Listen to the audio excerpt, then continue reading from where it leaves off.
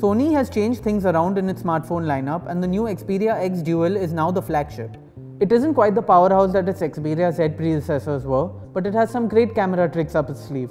Here's our review of the Sony Xperia X Dual. The phone is built entirely out of metal and is aesthetically very similar to the Xperia Z5. It's a good looking and well built phone and is a little bit smaller in size. There's a dedicated camera key which can be used to trigger the camera and take a shot in 0.6 seconds even when the phone is locked. The phone's fingerprint sensor is built into the power button on the right side of the device. We don't particularly like the positioning of the sensor and it doesn't work very well either.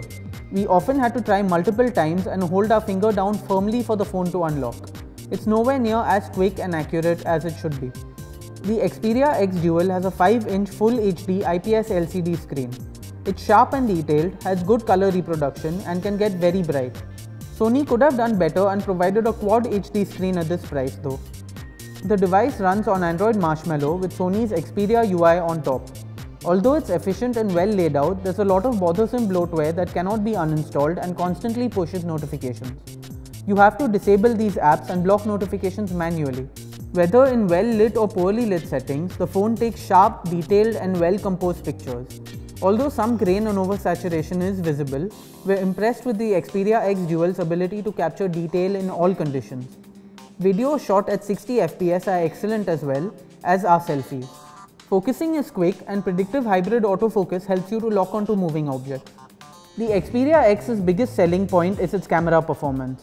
The 23-megapixel primary camera and the 13-megapixel secondary camera are both powered by Sony's own Exmor RS sensors.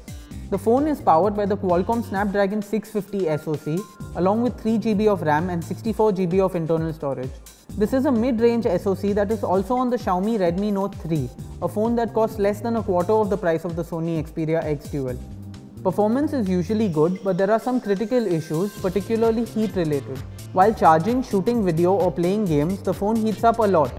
This also caused the phone to shut down the camera while shooting on multiple occasions.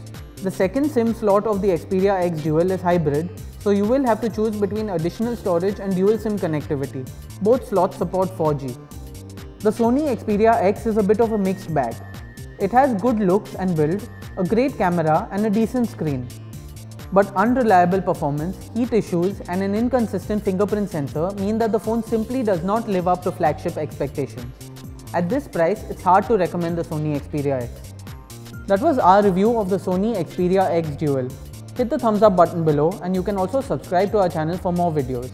Follow us on Facebook and Twitter at Gadgets360.